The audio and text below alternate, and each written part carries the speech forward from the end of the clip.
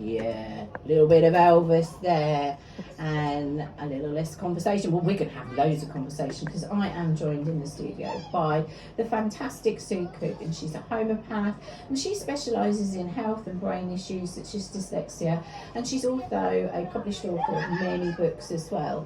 Hello Sue, thank you for joining me. Oh, hi. Lovely to come in again. Yeah. Thank you for inviting me. No problem at all. And I wanted to talk about homeopathy. I really did say it properly then, homeopathy, because as you know, it's something that I embrace as well. But talking to a lot of people over the past few months about well-being, mental health and things like that, and they can't see the connection between homeopathy and well-being, because they see it very much as a physical thing, you know, if you've hurt yourself or if you're feeling tired or something, or if you've got a cold and things like that. But it's much, much more, isn't it, than that? Oh, yeah. So one of my favourite remedies is arsenicum, and arsenicum is absolutely brilliant for anxiety. So if somebody's got their driving test coming up or an exam, it's absolutely brilliant. Coming on the radio. Yeah. I didn't need it today. You don't, you're all right.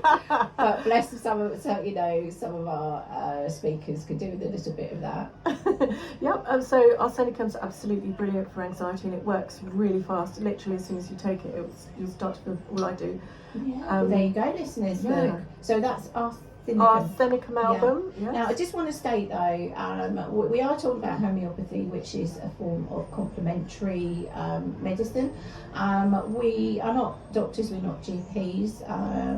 Sue is qualified as a homeopath. So if you do have any issues that we're going to be talking about through the show, please go and see, talk to your GP, or go and see a qualified homeopath as well. Don't just decide to treat yourself. You can always contact Sue, she'll give out her details later on. Or I'm sure that if you go online and type in homeopaths, you will get a list. So if you've got any worries, then that's fine. But I mean, obviously, homeopathy as well can run alongside your medicines as well. So, but just get them always checked out. We've got questions come in from our listeners. So they've been, I've been sort of promoting it all over the weekend, and so I had some people ask questions. And the first one was, I think, which we sort of might have covered. It says, I always thought homeopathy was for physical things, which we talked about, like arnica, and but you're saying it can help with well-being and feeling more positive. Is that correct? And yes. What do you think? I do. I do Ignatia from me, which is a grief remedy. So Ignatia is for grief? Yeah, grief. So all that what sort of grief? You know, is it the loss of somebody, or could it be the loss of, because when you sometimes, it's not, grief is not always about losing a human, is it? Yeah, it could be a job, or it could be anything, a pet, anything like that. But the characteristics would be the heavy sighing, like this. That is a real classic Ignatia. Is it? Yeah, and it doesn't even have to be grief that's just happened. It can be from a while ago. But if you have got chronic grief, that can go into natmur, so natrum muriaticum. So that's another mental emotional thing we can treat. Oh, the side thing is, I was with somebody the other day, and I kept noticing that they kept, this is happening, and it was that big sigh, isn't it? Yeah, I think only two of our remedies really do this big sighing. One of them is Ignatia, and the other one is calc-phos. So they do the big sighing. It's funny, isn't it? How you pick up on things. Well, another question that we've been asked here at Suffolk Sounds is, if a person is on antidepressants, can they also take homeopathy alongside them? What would you say? Would you suggest they talk to somebody first, or what would you say? Well, we would never advise anybody to come off their meds. That's for their doctor to decide with them. However, because homeopathy works on a different kind of level, different kind of vibration from that, you can give homeopathy alongside other medications, and it won't really cause a problem. We've never known it to. stop them working or anything Oh, no, like it that. won't do Won't that. do anything like that. If anything, the drugs might stop the homeopathy from working, but it won't work the other way around. Yeah, but it's always worth, don't you think? It's always worth helping yourself, Yeah. as well as taking your medication. I think if you feel you want to do something for yourself to help yourself, it's always a good thing to do, because that helps you take back control as well. Absolutely. But one thing that's probably relevant here is that we don't treat ourselves. No. So I have a homeopath, I don't treat myself. No. It's sensible not to, because you can't be objective about what it is you need. No. I mean, it's just like, you know, I'd end up thinking, well, I need all of them. Yeah. I'll have one out of all of them. Oh, then I've covered everything. So I'll just talk to you instead, Steve. That's so funny. Now, I've got one more question. So somebody has said there seems to be a lot of ways that you can take homeopathy medicine, like pills, drops and creams. Do they all work the same way, or are some better than others?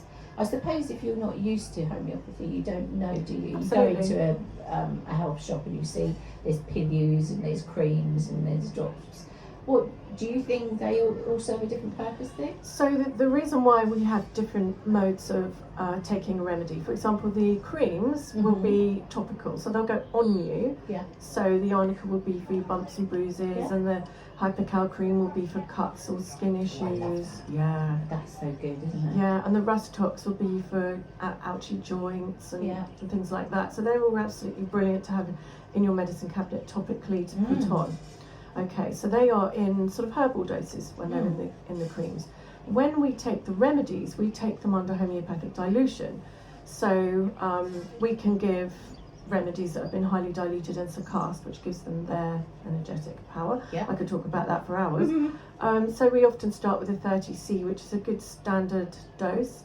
If something's hyperphysical, we might give a 200C. Wow. If it's mental emotional, we might go for 1M. But this would be in pill form. So I've got a bottle of Nux Vom 12 here with me. So Sue is waving them in little brown bottle with tiny little pills. Yeah. Now the pills aren't actually homeopathy, are they? Yeah, the sugar pills are made, and then we drip the medicating potency onto the sugar pills. So that's why we say don't touch them, just because it will come off on your hands, and it's much better if you put it on a spoon and put it in under your tongue and suck it. Yeah. That's really interesting you said that, because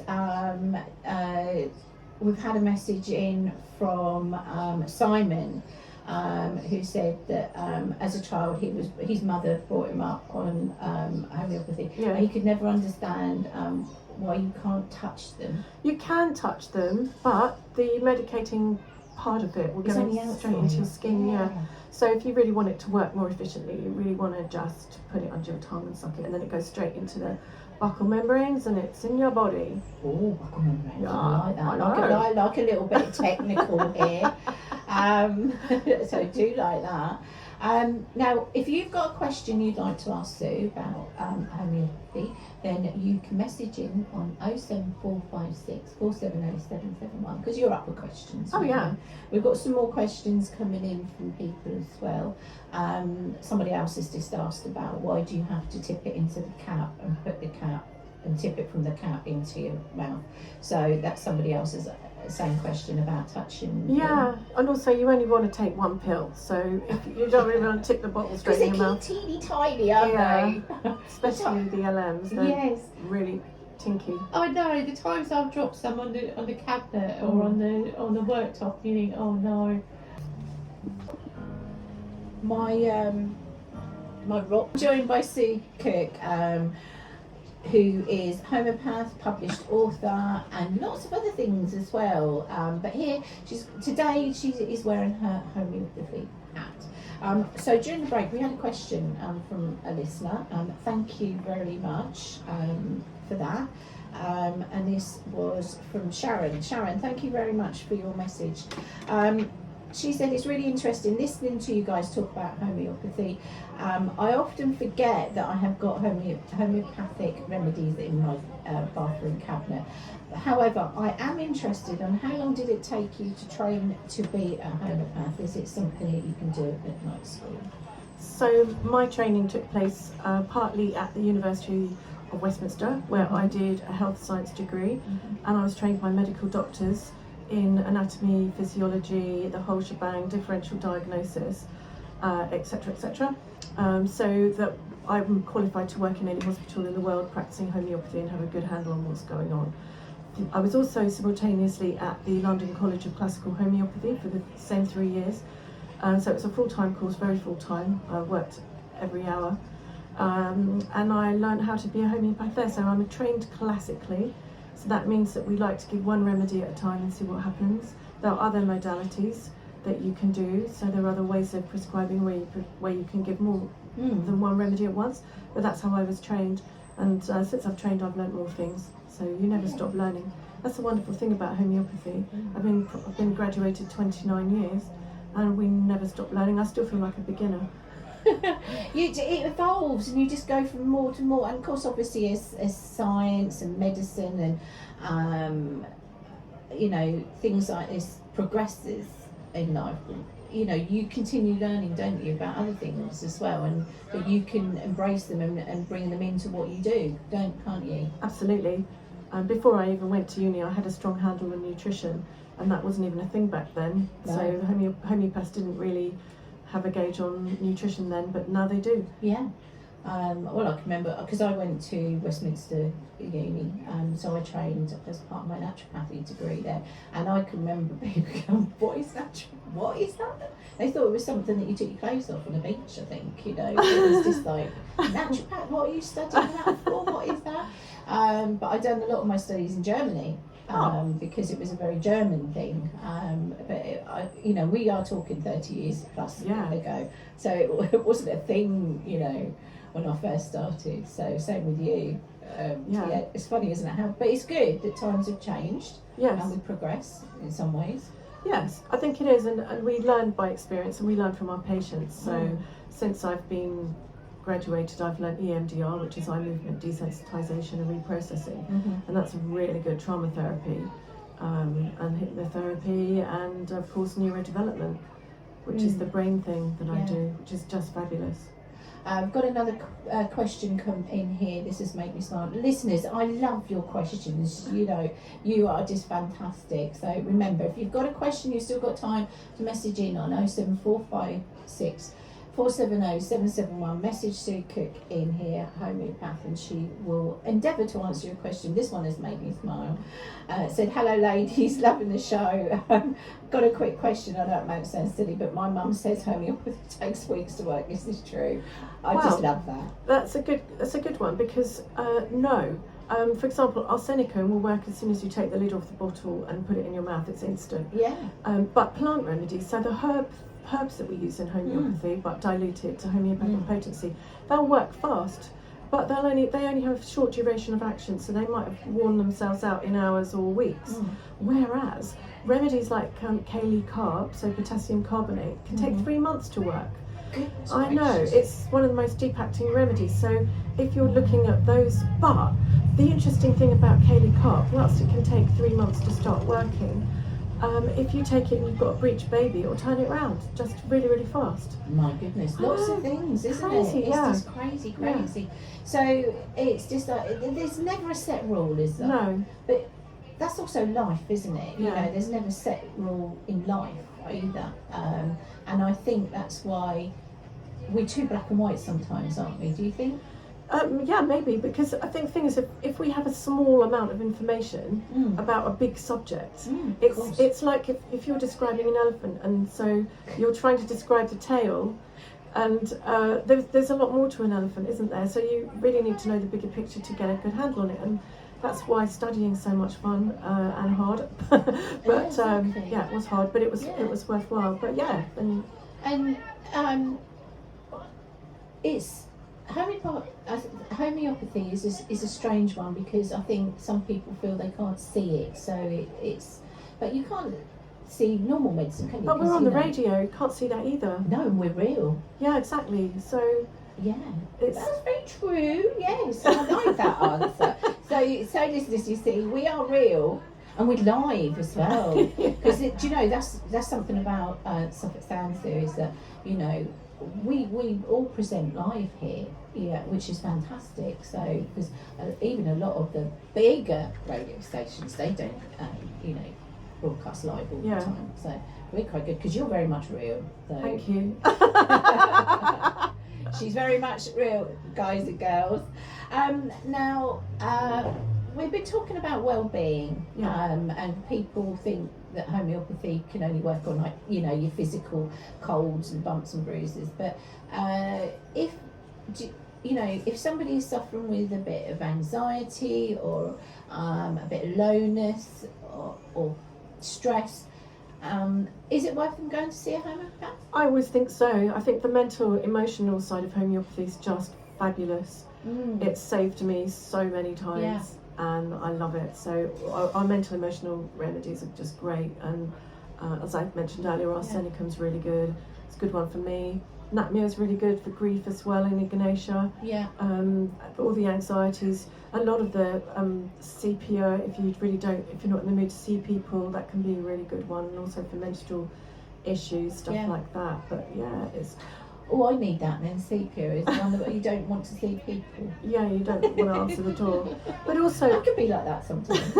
Well, it's not me particularly, but I do have had patients like that. Yeah. But going back to the well-being thing, a lot of illnesses we have come from shocks, and if we can trace it back to the shock, then we can erase a lot of potential problems for the future. So our remedies like aconite, which we'll deal with if you have an accident or something, you thought you were going to die, and you go into shock, your body remembers, and aconite will just clear that out of your system, and you'll be good to go. And arnica the same. If you have, say you injure yourself and you don't want anyone to come near you because you hurt so much, that's when your arnica would be really helpful. So just things like that, going back to the shock is always such a key thing. Yeah, and I suppose sometimes we do something, don't we? We can have a shock, and it can affect us sometimes years later, can't it? Yeah, absolutely, because our body remembers. Yeah. So I always think that we need to if we have a shock, then get it out of your system as fast as you can. Yeah.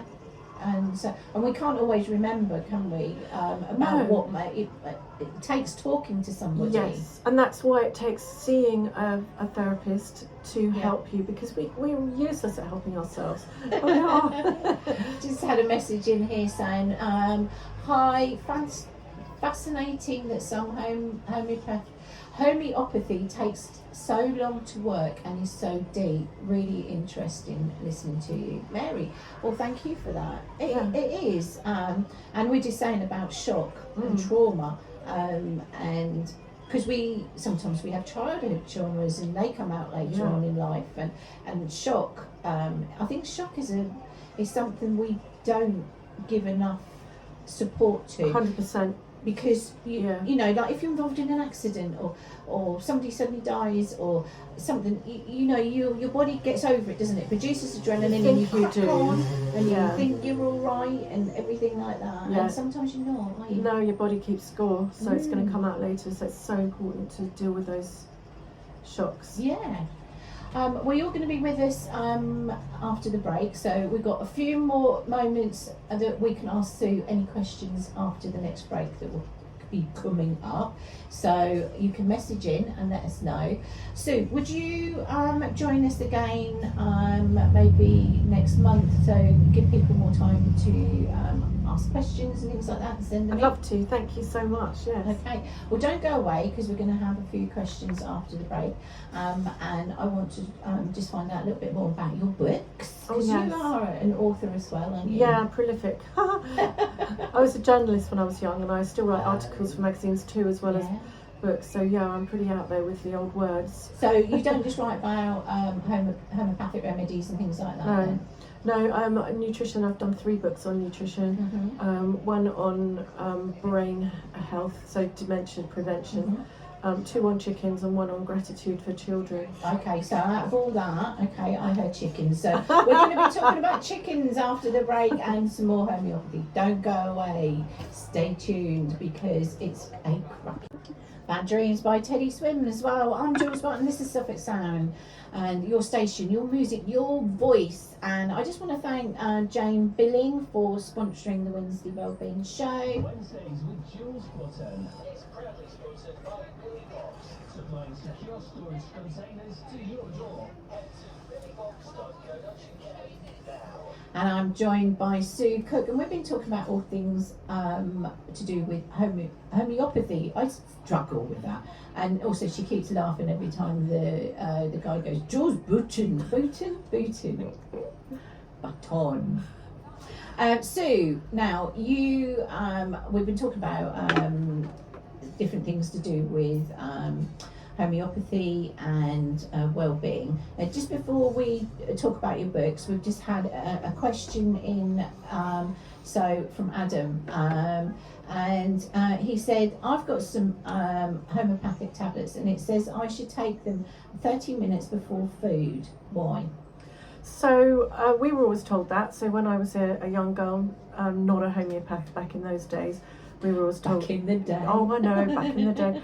Leave 15 minutes or whatever between food and blah, blah, blah, toothpaste, etc., etc. But when I was training... Coffee. Yeah, exactly. When I was training, one of our most staunchy lecturers, the wonderful Sheila Creasy, she used to stand at the front and say, don't make a religion of it, just take your remedies. Yeah. So, I mean, and now I've been practicing for decades, and I won't necessarily have a mouthful of water right before I take a remedy, and I probably wouldn't necessarily take it on top of brushing my teeth, but I just take a remedy if I need one.